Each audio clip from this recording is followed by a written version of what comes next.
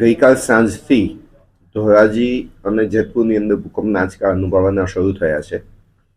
આ સંજોગોની અંદર આજે વહેલી સવારે પણ ભૂકંપના આંચકા અનુભવવામાં ગયા હતા અને મળતી માહિતી મુજબ ઉપલેટા અને ગોંડલમાં પણ ક્યાંક ક્યાંક એવી અસરો થઈ હોય, પણ એને વ્યાપક પ્રમાણમાં ઉપલેટા અને ગોંડલ તાલુકામાં એ અસર નથી. મેક્ઝિમમ અસર ધોરાજી અને જેતપુર ખાતે છે. આ સંજોગોમાં અત્યારની કચેરીથી મેસેજ આપવામાં આવ્યો છે અને સૂચના પાસ ઓન કરવામાં આવી છે કે સ્થાનિક કક્ષાએથી આ માટેનો નિર્ણય લેવો, મામલતદાર અને ટીડીઓ સાહેબની સંપર્કમાં રહીને નિર્ણય લેવો અને વિદ્યાર્થીઓને જ્યાં જરૂર જણાય ત્યાં રજા આપી દેવી.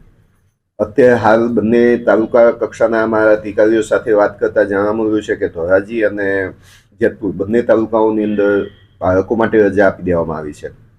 શિક્ષકો શાળા કક્ષાએ હાજર રહેશે અને ભૂકંપગ્રસ્ત જે બિલ્ડિંગ હોય અથવા તો જે બિલ્ડિંગમાં ભયજનક લાગતું હોય એ બિલ્ડિંગમાં વિદ્યાર્થીઓને અમથા પણ નહીં બેસાડવાની સૂચનાઓ અમારી પહેલેથી હતી, પણ એ સૂચના ફરી અત્યારે પાસ ઓન કરવામાં આવી છે.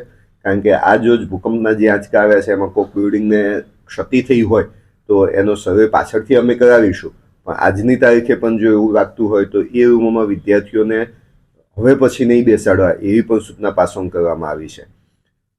આજની આ દિવસ પૂરતી તો રજા બંને સ્કૂલોમાં જાહેર થઈ ગઈ છે, પરંતુ અમારી જે આજની સૂચના છે એ મુજબ કે જ્યાં સુધી ભૂકંપના આંચકા કે આવી કુદરતી આપત્તિ કોઈ પણ હોય એ સંજોગોમાં સ્થાનિક કક્ષાએથી એમને નિર્ણય લેવા માટેની પણ સત્તાઓ આપી દેવામાં આવી છે.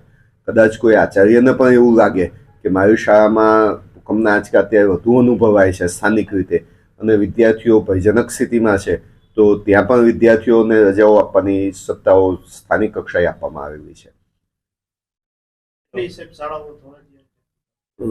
ધોરાજીની અંદર અમારી 48 જેટલી સરકારી પ્રાથમિક શાળાઓ છે, આની અંદર તો રજા આપી દેવામાં આવી છે, પરંતુ જે સૂચનાઓ આપવામાં આવી છે તે ખાનગી શાળાઓને પણ લાગુ પડે છે અને ખાનગી શાળાઓ પણ મોટાભાગની અત્યારે રજા જાહેર કરી દીધી છે.